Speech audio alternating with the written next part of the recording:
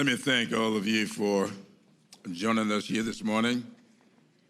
I particularly would like to thank my colleague, Eddie Bernice Johnson of Texas, who was my classmate in the Congress.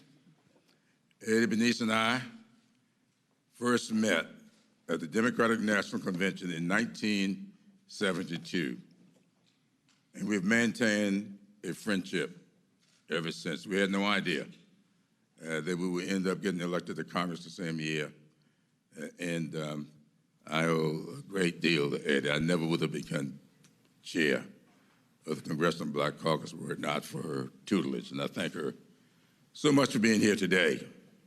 Several other of our colleagues wanted to join us today, but when we decided to make this announcement on this day, they had already booked flights back home and back to Washington and could not change their flights, or they could have, but they would not have been able to get out in time to make votes this afternoon, so they're not here. I have joining with me today are several members of the state legislature, 2 state senators, Marlon Kimpson, Jerry Malloy. Jerry Malloy and I spend as much time together as I would spend, maybe as I spend with some of my brothers, most on the phone, talking about the state that we love so much and what the future of this state is all about. And I thank him for being here. Of course, Marlon Kimpson and oh, yeah, 3 here. Marjorie Bright Matthews. I finally got it right. I told her earlier, I keep forgetting her add-on name. I know Bright. That's their political name. And so I thank her so much for being here. And from the state legislature, from the House, Marvin Pendarvis, who's on the House member here. Yes. Marvin Pendarvis for being here today. I want to say a couple of things about why we're here. I was next door at the Nan's breakfast, and they have established an award in my wife's name, my late wife, and they decided that I should be the first recipient of that award. Emily was from a little town of Monk's Corner. We met on South Carolina State's campus come March 15th, 60 years ago. I'll always remember that date because that was the first day that I was arrested, and I met her in jail on that day. About 18 months later, we were married. Stayed married for 58 years. We talked about this state that we love so much. I remember her telling me about her experiences, walking 2.5 miles to school every morning, 2.5 miles back home every afternoon. Little 22-acre farm. She learned how to drive in a pickup truck. She came to South Carolina State in that pickup truck with her luggage on the bed. How her father would walk from Monk's Corner to Somerville to work in the off-season, cutting pulpwood. We talked about what our parents sacrificed for us and what we owed to our children and all other children similarly situated. We often talked about the leadership of this country. And there's nobody who Emily loved as a leader in this country more than she loved Joe Biden. And we talked about Joe all the time.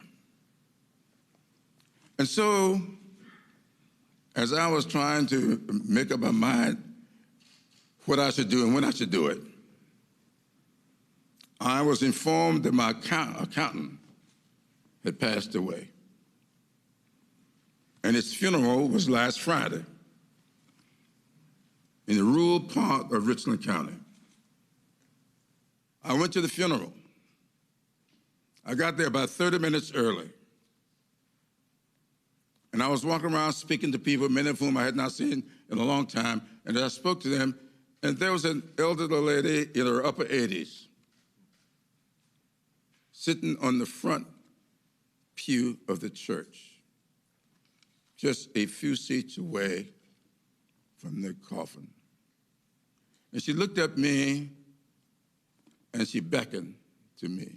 Didn't say a word, just beckoned. I went over to her. She says, lean down. I need to ask you a question. And I leaned down. And she said, you don't have to say it out loud, but you just whispered into my ear, who are you going to vote for next Saturday? I've been waiting to hear from you.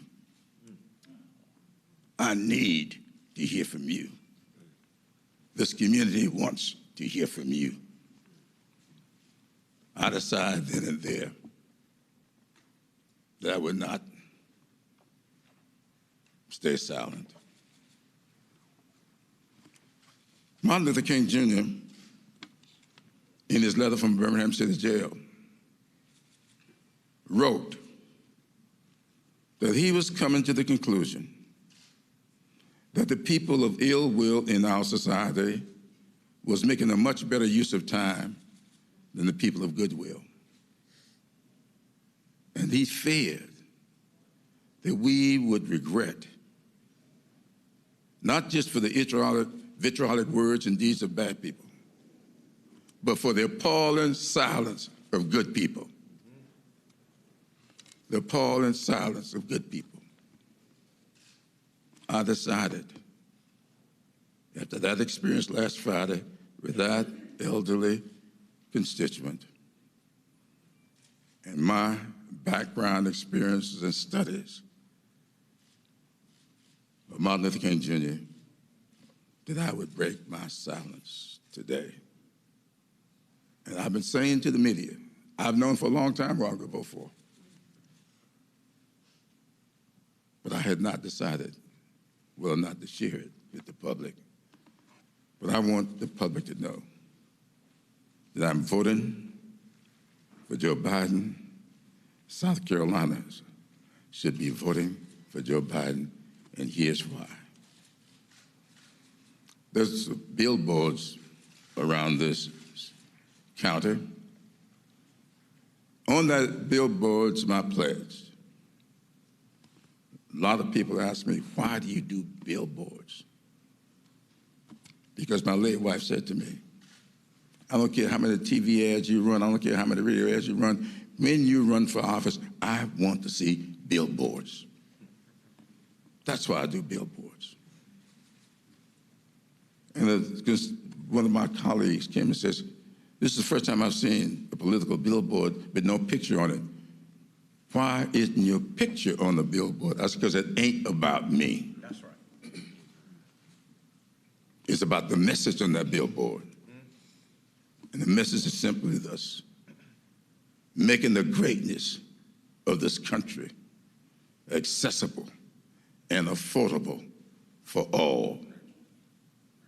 We don't need to make this country greater again. This country is great. That's right. That's not what our challenge is. Our challenge is making the greatness of this country accessible and affordable for all. If it's health care, is it accessible? Is it affordable? Education, is it accessible? Is it affordable? Housing, energy, making it accessible and affordable. And nobody with whom I've ever worked in public life is any more committed to that motto, that pledge that I have to my constituents. than Joe Biden. Joe Biden and I used to spend a lot of time doing TV stuff together. We got to know each other. I know Joe. We know Joe. But most importantly, Joe knows us. That's right. That's right. That's important. Everybody think about Brown v. Board of Education. He may have started here in South Carolina, but Brown v. Board of Education, 5 cases. One was from South Carolina, one was from Virginia, one was from the District of Columbia, one was from Kansas, but the 5th case was from Delaware. We have discussed thoroughly Gephardt, the Gephardt case from Delaware, and the Briggs case from South Carolina. That's how well I know this man. I know his heart. I know who he is. I know what he is. I know where this country is. We are at an inflection point. On that day that I met Emily, I went to jail around 10 o'clock in the morning, and I was discharged from jail, bailed out around 5:30 in the evening. When I sat in jail that day, I wondered whether or not we were doing the right thing, but I was never fearful of the future. As I stand before you today, I am fearful of the future of this country. I'm fearful for my daughters and their futures, and their children and their children's future. This country is at an inflection point. It is time for us to restore this country's dignity, this country's respect. That is what is at stake this year. And I can think of no one better suited, better prepared. I can think of no one with the integrity, no one more committed to the fundamental principles that make this country what it is, than my good friend, my late wife's great friend, Joe Biden.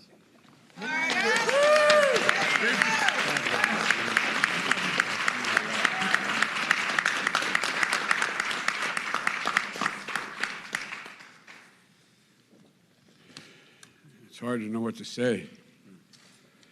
For real.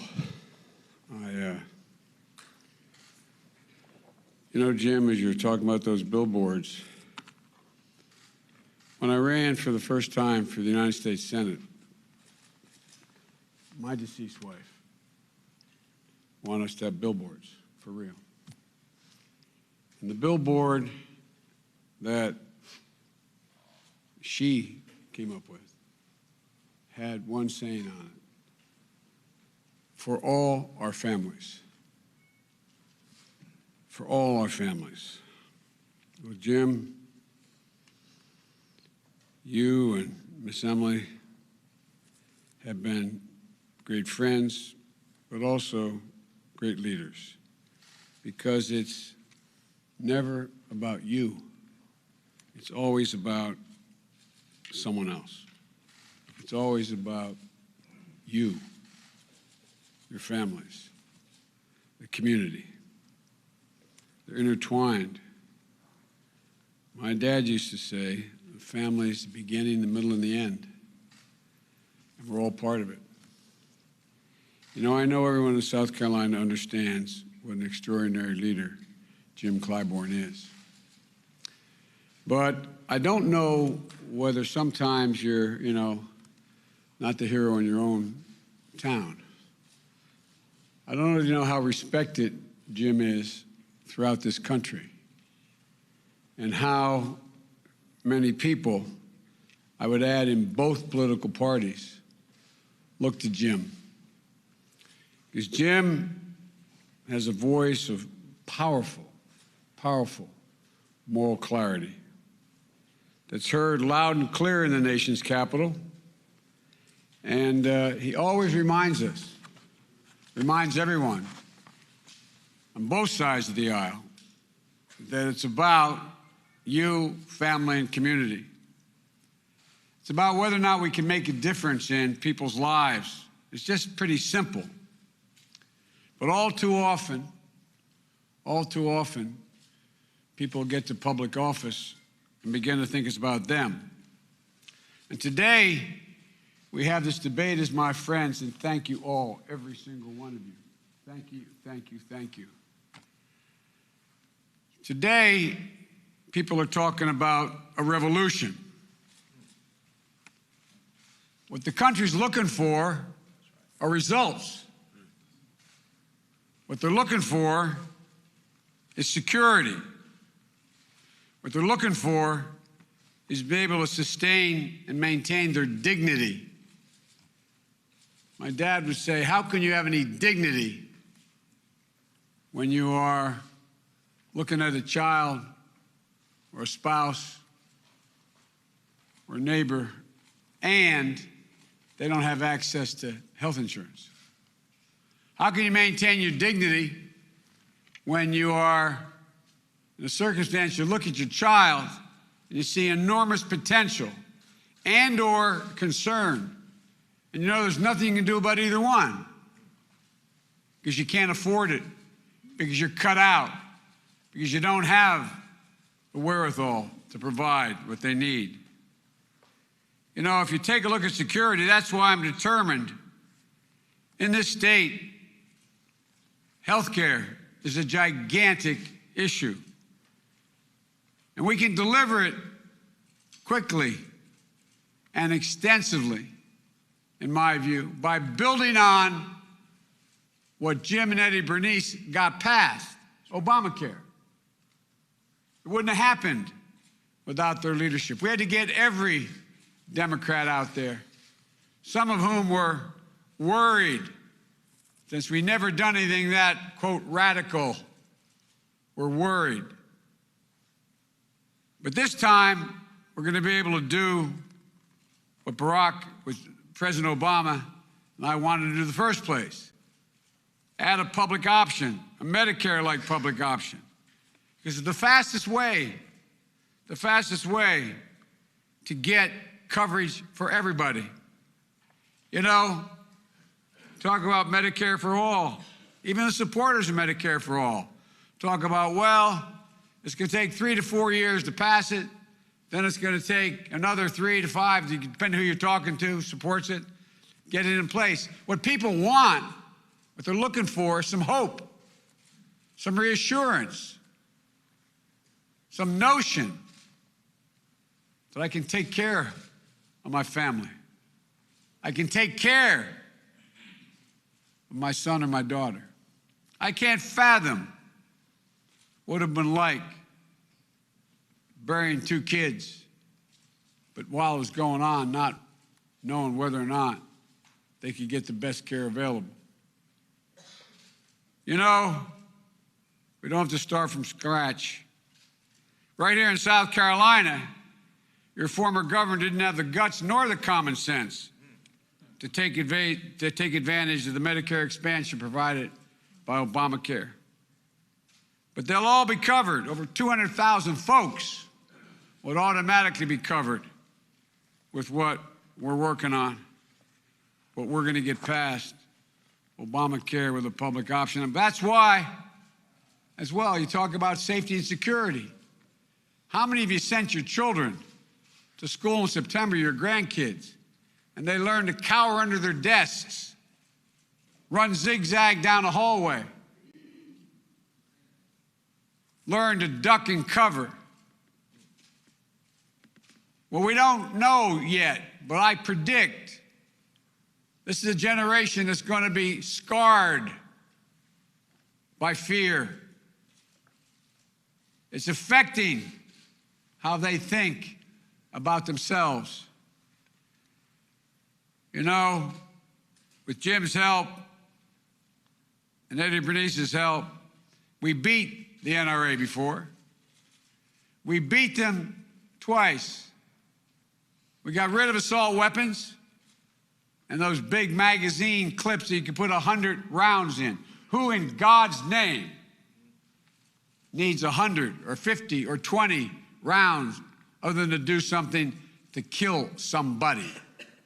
No other rationale for it. We also find ourselves in a position where, if you think about it, you saw what happened at Mother Emanuel.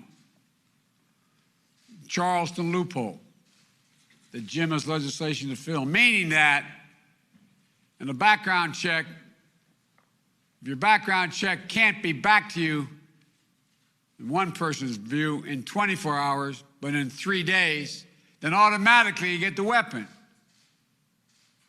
These background checks have taken guns out of the hands of several million people who don't deserve to have one because they're a threat to themselves and the community. But along comes Jim to fix the Charleston loophole. We're going to get it done, Jim. I promise you. I promise you. And folks, you know, we continue to protect gun manufacturers.